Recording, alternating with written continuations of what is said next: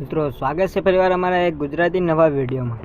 હાલ હમણાં મિત્રો તમારા માટે એક મોટા સમાચાર સામે આવે છે. જી હા મિત્રો, બધા મિત્રોને બેંક એકાઉન્ટ તો હશે, ખાતા હશે, તો તેમના માટે એક મહત્વપૂર્ણ સમાચાર સામે આવે છે. મિત્રો જણાવી દઈએ કે આ લેખમાં અમે નવા નિયમો વિશે વિચાર અને ચર્ચા કરીશું, જે જણાવીએ કે તમારે તેનું પાલન કરવા માટે શું કરવું પડશે.